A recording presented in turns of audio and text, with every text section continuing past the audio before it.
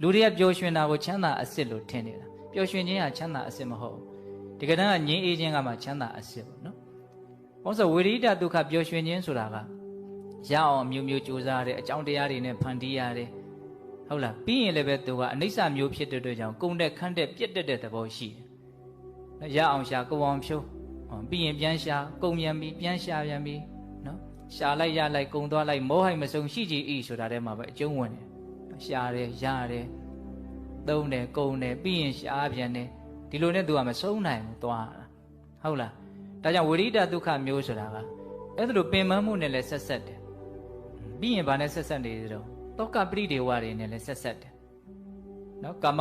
ယတ္တကာမချမ်းသာဒီဒုက္ခဝေဒနာတွေဆိုတာကမပြည့်စုံရင်ပျော်ရတဲ့လောက်ပျက်စီးပြီဆိုရင်တော့ဘယ်လိုတော့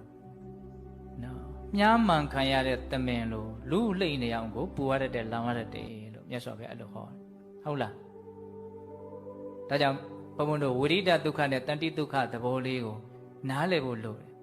နော်ဒါပေမဲ့တတ္တဝါတွေဟာဒီတဏှိဒုက္ခအငြိမ့်တဲ့အေးတဲ့ကိုမကြိုက်ဘူးအပူတဲ့အလောင်တဲ့လှုပ်ရှားတဲ့သဘောနော်ပြင်းပြတဲ့ပူလောင်တဲ့သဘောဒါတွေကိုပဲနော်ကြိုက်ကြတာဒီထဲမှာပဲပြောကြတာလို့လည်းမြတ်စွာဘုရားအတိလင်းဟောတယ်တတ္တဝါတွေဆိုတာပူလောင်မှုမှာပဲမငြိမ်းချမ်းမှုမှာပဲပျော်ကြတာမငြိမ်းချမ်းမှုမှာပဲသူတို့ဟာပျော်မှုကြတာတတ္တဝါတွေရဲ့စိတ်ဆိုတာဟုတ်လားဒါကြောင့်ငြိမ်းအေးမှုချမ်းသာအစစ်နိဗ္ဗာန်ကိုနားလည်အောင်လုပ်ဖို့နားလည်ခြင်းသိစိတ်ရှိဖို့နားလည်သွားဖို့ဆိုတာတော်တော်ကိုမလွယ်ဘူးလို့ဘုံဘုံတို့နားလည်ကြမှာဟုတ်လားဒါကြောင့်မြတ်စွာဘုရားလက်ထက်ကရှင်သာရိပုတ္တရာကယဟန်တော်တွေရှိမှာဒီနိဗ္ဗာန်ဟာချမ်းသာတယ်ဒီနိဗ္ဗာန်ဟာချမ်းသာတယ်နော်အဲ့လိုမျိုးခဏခဏရွတ်ဆိုတယ်ပေါ့အဲ့ဒီမှာရှင်ဥဒ္ဒါကြီးကငါရှင်သာရိပုတ္တရာတဲ့နိဗ္ဗာန်မှာဝေဒနာခံစားမှုမရှိဘဲနဲ့ဘယ်လိုလုပ်ပြီးတော့ချမ်းသာတယ်လို့ပြောလို့ရမှာတော့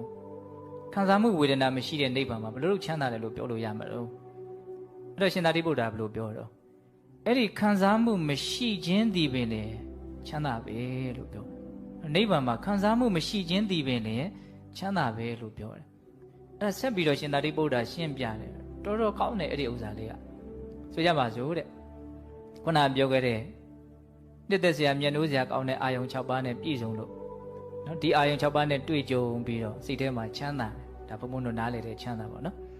အဲ့ဒီပုဂ္ဂိုလ်ကတစ်ချိန်မှာဘာဝနာတရားအားထုတ်လို့ပထမဇန်ရတယ်ဆိုကြပါစို့နော်ဝိတဝိသရာပိတိဒုက္ခဧကဂတ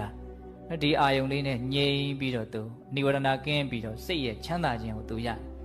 အဲ့ဒီပထမဇန်ချမ်းသာရတဲ့ပုဂ္ဂိုလ်က